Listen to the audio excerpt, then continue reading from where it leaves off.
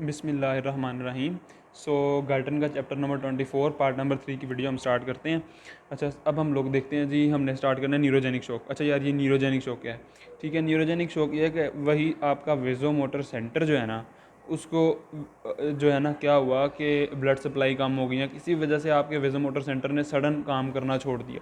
ठीक है, जब उसने सडन काम करना छोड़ा तो हर जगह पे वेजो डायलेशन स्टार्ट हो जाएगी।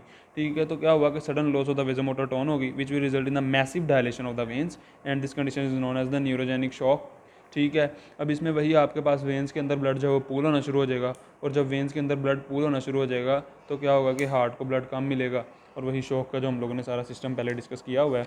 अच्छा, अब आगे हमारे पास क्या आता है, causes of the neurogenic shock. ठीक है, तो अच्छा यार, ये जो कॉजेज़ है ना न्यूरोजेनिक शॉक के, ठीक है, ये आपके पास क्या हो सकते हैं भैया? आपके पास डीप जनरल एनेस्थीसिया हो सकता है, स्पाइनल एनेस्थीसिया हो सकता है, ब्रेन डैमेज हो सकता है। ठीक है, जो कुछ भी ये होगा, इससे इवेंचुअली हमारे पास क्या होगा कि हमारा जो है वो वेजोमोटर सेंटर डिप्रेस होगा और वेजोमोटर टोन लॉस हो जाएगी।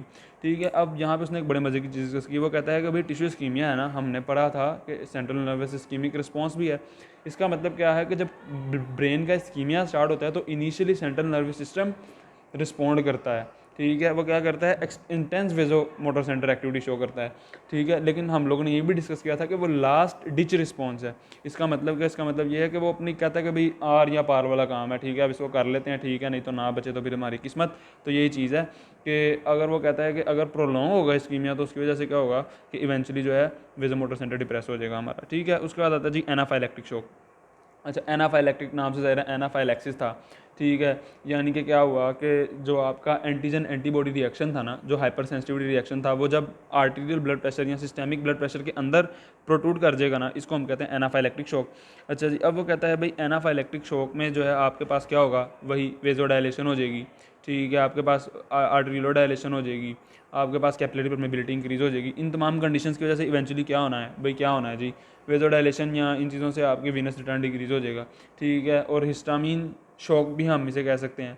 ठीक है, क्यों? क्योंकि हम लोगों ने कहा कि बेसिकली हमें पता है इधर जो आपके पास सब्सटेंसेस रिलीज होने हैं वो कौन से होंगे, हिस्टामीन होगा, स्लो रिएक्टिंग सब्सटेंस होगा, एनाफाइलेक्सिस, इस तरह की चीज़ें रिलीज होनी है। ठीक है, तो हिस्टामीन शॉक भी हम एनाफाइलेक्टिक शॉक को कह सकते हैं। ठीक है, अब उसका आता है जी सेप्टिक शॉक। अच्छा, सेप्टिक सेप्सिस, सेप्सिस क्या होता है कि बैक्टीरियल इन्फेक्शन जब बहुत ज़्यादा हो जाता है हम उसे सेप्सिस कहते हैं। ठीक है, तो सेप्टिक इन्फेक्शन क्या है कि जब बैक्टीरियल इन्फेक्शन हमारे सिस्टेमिक सर्कुलेशन के अंदर प्रोट्रूड कर जाएगा ना, तो इसको हम लोग कहेंगे सेप्टिक इन्फेक्शन। ठीक है, मोस्ट कॉमन कॉज होता है इसका ग्राम पॉजिटिव बैक्टीरिया, लेकिन ग्राम नेगेटिव बैक्टीरिया भी कर सकते हैं, ज़्यादातर ग्राम पॉजिटिव बैक्टीरिया की वजह से होता है। ठीक है, अब उसके बाद हम लोगों कहता है इसके अलावा जो है क्या वजह हो सकती है, देखो पेरिटोनाइटिस एक वजह है। ठीक है, पेरिटोनाइटिस क्या है कि पेरिटोनियम का जो इन्फेक्शन होता है उसको हम पेरिटोनाइटिस कहते हैं।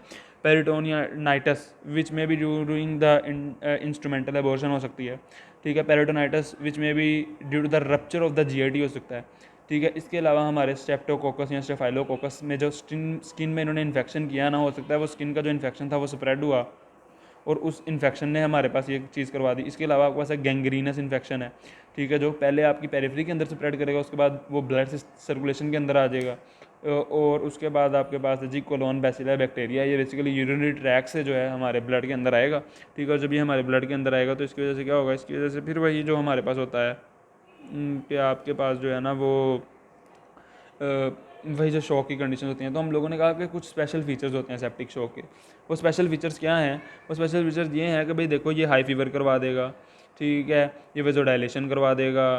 ठीक है, कार्डियक आउटपुट को कम करवाना है इसने, आर्टरियोलर डायलेशन करवा देगा, मेटाबॉलिक रेट इसमें बेसिकली इंक्रीज होता है। ये बहुत इंपॉर्टेंट चीज़ है कि ये मेटाबॉलिक रेट को इंक्रीज़ कर देता है, ब्लड फ्लो स्लगिश हो जाएगा, और आपके पास डिसएमिनेटेड इंट्रावेस्कुलर कोएगुलेशन हो जाएगी। अब डिसएमिनेटेड इंट्रावेस्कुलर कोएगुलेशन क्या चीज़ होती है भला, कि आपके पास ब्लड फ्लो स्लो हो गया। ठीक है, जिसमें हर जगह माइक्रो पंक्चर्स हो गए, small small small small small clots बन गए। ठीक है, इसको हम कहते हैं डिसएमिनेटेड इंट्रावेस्कुलर कोएगुलेशन। ठीक हो गया। अच्छा, उसके बाद जी अब आपके पास क्या आएगा कि वो कहता है कि आपके पास ये भी हो सकता है कि आपकी कैपिलरीज डैमेज हो रही हैं, जिसकी वजह से आपका प्लाज्मा लॉस स्टार्ट हो जाएगा। ठीक है, तो वो कहता है कि जो सेप्टिक शॉक है उसका एंड भी वही होता है जो हेमरेजिक शॉक का होता है। ठीक है, तो मतलब इनका एंड जो है वो तकरीबन आपके पास क्या आ गया, सेम। अच्छा जी, अब आगे हमारे पास आता है जी ट्रीटमेंट, ठीक है। तो ट्रीटमेंट जो है ना रिप्लेसमेंट थेरेपीज़ ही होंगी बेसिकली इसमें, ठीक है। तो अब आपके पास जो है वो ट्रीटमेंट क्या हो सकता है जी, हम लोगों ने कहा देखो भाई यहाँ तो आप ब्लड और प्लाज्मा की ट्रांसफ्यूजन कर दो, ठीक है। तो देखो जब आपके पास आप इमरजेंसी वगैरह में काम करते हैं ना, आपके पास कोई पेशेंट आया फ़ौरन, ठीक है, तो अब आपको पता नहीं चल रहा कि हम क्या करें, शॉक की कंडीशन में है वो, तो सबसे पहला हमारा ट्रीटमेंट ये होता है कि उसको आप प्लाज्मा ट्रांसफ्यूज़ कर दो, ठीक हो गया। तो हमने ब्लड ट्रांसफ्यूजन के लिए हमें पता है मैचिंग वगैरह चाहिए, तो हम प्लाज्मा ट्रांसफ्यूजन को प्रेफर कर देते हैं, ठीक है। ब्लड ट्रांसफ्यूजन कर दो या प्लाज्मा ट्रांसफ्यूजन कर दो, ठीक है। उसके बाद आता है डेक्सट्रैन, ठीक है, प्लाज्मा सब्स्टिट्यूट्स है, ठीक है। तो हम लोगों को पता है बेसिकली डेक्सट्रैन का काम क्या है भाई, क्या काम है हम लोगों को पता है कि डेक्सट्रैन इज़ अ प्लाज्मा एक्सपेंडर, ठीक है। ये क्या करेगा, कोलोइडोस्मोटिक प्रेशर को एक्सर्ट करवाएगा, ठीक हो गया। कोलोइडोस्मोटिक प्रेशर जब ये इंक्रीज़ करवाएगा ना, ठीक है, तो प्रोटीन लाइक बिहेवियर शो करेगा, ठीक है। और क्या करवाएगा कि पानी इसके कैपिलरीज के अंदर ट्रैप होना शुरू हो जाएगा, ठीक है। तो ये क्या करवा देगा, बेसिकली टिश्यू से पानी को निकलवा के ब्लड के अंदर लाना शुरू कर देगा, ब्लड के वॉल्यूम को इंक्रीज़ करेगा। लेकिन कुछ करेक्टरिस्टिक है, हम किसी भी सब्सटेंस को प्लाज्मा सब्स्टिट्यूट के तौर पर इस्तेमाल कर सकते हैं अगर उसमें ये करेक्टरिस्टिक्स हों, अगर वो नॉन टॉक्सिक है, अगर वो अप्रोप्रिएट इलेक्ट्रोलाइट है, ठीक है, अगर वो एक्सर्ट कर सकता है कोलोइडोस्मोटिक प्रेशर को, ये सारी प्रॉपर्टीज हमें डेक्सट्रैन में मिलती हैं, इसलिए हम डेक्सट्रैन को जो है वो प्लाज्मा एक्सपेंडर के तौर पे इस्तेमाल कर रहे होते हैं, ठीक है। अब उसके बाद आपके पास आता है जी देखो, अब हम लोग देखो सिंपथेटोमिमेटिक ड्रग, ठीक है, नाम से जाहिर है सिंपथेटोमिमिक, ठीक है, सिंपथेटिक नर्वस सिस्टम को मिमिक करेगी, ठीक हो गया। यानी कि क्या हो सकती है कि वही आपके पास जो चीज़ें होती हैं ना, आपकी एपिनेफ्रीन और एपिनेफ्रीन, ये वो जो चीज़ें हैं ना, जो ऐसी ड्रग्स होंगी जो उनको मिमिक करेंगी ना, उनको हम कहते हैं सिंपथेटोमिमेटिक ड्रग्स, ठीक है। अब आप देखो कि आप हर शौक के अंदर सिंपथेटोमिमेटिक ड्रग्स इस्तेमाल नहीं करते, कुछ शौक्स के अंदर करते हो, ठीक है। वजह क्या है मैं बताता हूँ आपको। देखो हेमरेज हुआ है आपको, हेमरेजिक शौक है, अच्छा। अब हेमरेजिक शौक के अंदर क्या होता है, हमने डिस्कस किया है कि इंटेंस वेजो कंस्ट्रिक्शन हुई है पहले ही हर जगह पे, ठीक है। तो आप मुझे ये बताओ कि उसमें आपको सिंपथेटोमिमेटिक ड्रग देने का कोई फ़ायदा होगा, बिल्कुल भी नहीं होगा, ठीक है। इसी तरह हम लोगों ने कहा कि अगर आपके पास एनाफाइलेक्टिक शौक है, अगर आपके पास न्यूरोजेनिक शौक है, अगर आपके पास सेप्टिक शौक है, हमने अभी डिस्कस किया है कि इन तमाम शौक्स के अंदर क्या होता है, इंटेंस वेजोडाइलेशन हो जाती है, ठीक है। वेजोडाइलेशन है, कैपिलरी परमेबिलिटी इंक्रीज़ हुई हुई है, ठीक है। अब ये सारी कंडीशंस क्या कर रही हैं, चूँकि ये सारी कंडीशंस मतलब वेजोडाइलेशन है, ठीक है। तो अब हमें कोई ऐसा ड्रग चाहिए जो सिंपथेटोमिमेटिक ड्रग हो, ठीक है, वो क्या करे, वो वेसल्स को कंस्ट्रिक्ट करवा दे, ठीक है। तो ये हम लोगों ने डिस्कस किया। और उसके बाद क्या कहता है, सिंपथेटोमिमेटिक ड्रग हेमरेज शॉक के अंदर ज़्यादा यूज़फुल नहीं है, क्योंकि वो वही बात उसने कहा थी कि सिंपथेटिक नर्वस सिस्टम पहले मैक्सिमली एक्टिवेट हुआ हुआ है, तो इसमें कोई फ़ायदा नहीं होगा, ठीक है। अब आगे आती है जी ऑक्सीजन थेरेपी। अच्छा, अब ऑक्सीजन थेरेपी जो है ना, other therapy sorry, other therapies में एक थेरेपी तो आपके पास ये है कि भाई आप क्या करो, हेड डाउन पोजीशन लो। अच्छा, अब ये हेड डाउन पोजीशन क्या है भाई, हेड डाउन पोजीशन ये है कि आपने जो है ना पेशेंट की जो है हेड को नीचे कर देना है और उसकी लेग्स को ऊपर कर देना है। इसकी वजह से क्या होगा कि जो आपका वीनस रिटर्न है वो इंक्रीज़ हो जाएगा, ठीक है। जब आपका वीनस रिटर्न इंक्रीज़ होगा तो कार्डियक आउटपुट बढ़ जाएगा। दूसरा आपका आती है oxygen therapy.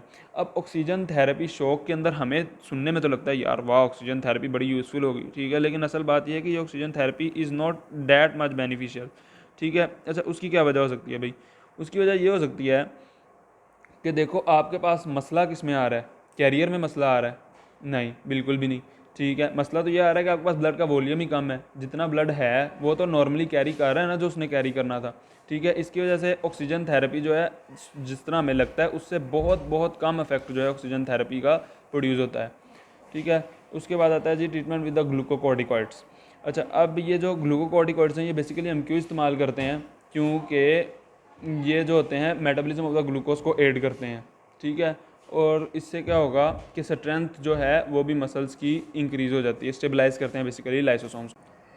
So guys, last topic है यार चैप्टर का जिसे हमने कहा सर्कुलेटरी अरेस्ट। अच्छा, सर्कुलेटरी अरेस्ट क्या चीज़ है, ठीक है। सर्कुलेटरी अरेस्ट है कि सर्कुलेशन आपकी अरेस्ट हो गई है, यानी कि अब सर्कुलेशन फर्दर प्रोसीड नहीं हो रही, ठीक है। अब सर्कुलेशन फर्दर प्रोसीड क्यों नहीं हो रही, क्योंकि हम लोगों ने कहा ब्लड फ्लो आपका रुक गया है, ठीक हो गया ना, इसको हम सर्कुलेटरी अरेस्ट कहते हैं, ठीक है। कोई भी वजह हो सकती है, आपका कार्डियक ही अरेस्ट हो गया, मसल ही नहीं कॉन्ट्रैक्ट कर रहा, आपकी वेंट्रिकुलर फिब्रिलेशन हो गई है कि वो ब्लड को आगे पंप ही नहीं कर पा रहा, ठीक है। तो ये हमारे पास कंडीशन है जिसे हम कहते हैं सर्कुलेटरी अरेस्ट। अच्छा यार, अब सर्कुलेटरी अरेस्ट जो है ना, इसमें देखो कि हमारे पास जो है वो ब्रेन पे का इफेक्ट है, ठीक है। वो कहता है कि भाई देखो कंप्लीट कार्डियक अरेस्ट हुआ हुआ है ना, तो अगर हम कार्डियोपल्मोनरी रिससिटेशन करते हैं तो ये हमारे पास कार्डियक अरेस्ट जो है वो वापस रिवर्स हो सकता है, ठीक हो गया। उसके बाद हमारे पास आता है circulatory arrest on the brain, brain पे क्या इफेक्ट है सर्कुलेटरी अरेस्ट का, ठीक है। अच्छा जी, तो ब्रेन पे ये इफेक्ट है कि हम लोगों ने देखा कि भाई सर्कुलेटरी अरेस्ट में ब्रेन डैमेज होता है सबसे पहले, मतलब ब्रेन डैमेज हो रहा है आपका, ठीक है, जिसकी वजह से आपका बहुत ज़्यादा बुरा इफेक्ट पड़ता है जिसम पे, ठीक है। यानी कि अगर हम किसी तरीके से ब्रेन को डीजनरेट होने से बचा लें तो हम सर्कुलेटरी अरेस्ट के लिए जो हमें टाइम चाहिए उसको हम इंक्रीज़ कर सकते हैं, ठीक हो गया। वो ये कह रहा है कि if blood clots are prevented from occurring in the blood vessels of the brain then this will prevent much of the early deterioration of the brain during the circulatory arrest, ठीक है।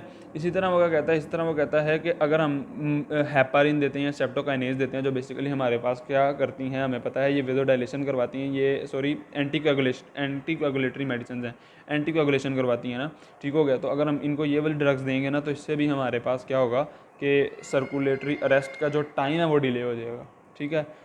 तो गाइज़ ये हमारा chapter 24 पूरा हो गया। So thanks for listening.